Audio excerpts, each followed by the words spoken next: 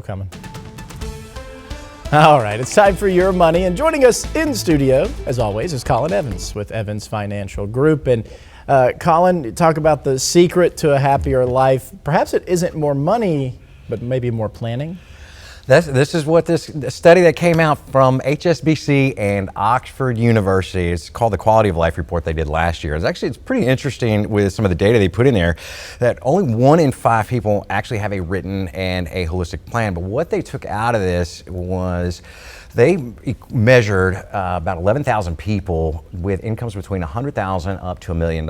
And what they're kind of measuring was quality of life, and finding out that those that actually put a retirement plan together and a true plan in place were 90% a little bit more happier than those that did not. Okay. They were at hanging around 60% that those that didn't. But what really comes into play is this isn't just, it wasn't the money game. It was giving clarity, confidence, and actually a true control over your finances when it comes into the retirement space and putting a true plan in place. And I think, say this is kind of relating to like if you're going to go on a European vacation or something big, you're planning for it. I mean, it's like, hey, we're going to do this, we're going to do this, we're going to do this, we're going to find in all the different, with the flights, the trains, or what are we doing?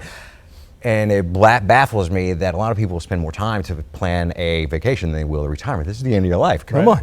So when we look at that, they're put out a couple strategies and what is really in a good plan. That's really the things we want to hit on here and just pay attention to. Wealth management. You want to make sure with investments, debts, and savings, and those things are in the retirement, are playing a part in your plan. Look at your health protection.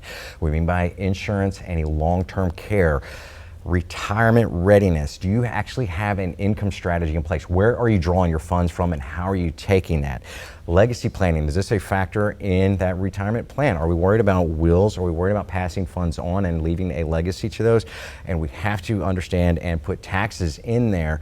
And the scary thing is a lot of your big box financial firms are not allowed to talk about taxes. And when you're going into retirement time, that is a big part of it, especially when we have, every 4 years we're changing the guards with leadership. We've seen Trump tax cuts, and those things are always up in the air. But by putting a written plan in place, I kind of equate this to like writing your goals down.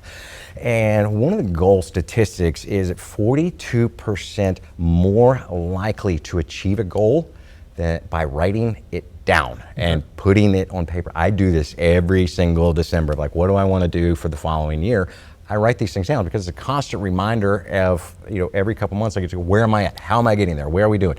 And that's just something that gives me the peace of mind knowing going forward. So when we've had inflation, volatile markets, and life expectancy increasing, it's a really good idea to put a written plan and have that strategy in place. Right, and it's so easy to procrastinate, but you're saying here it could be the key to happiness.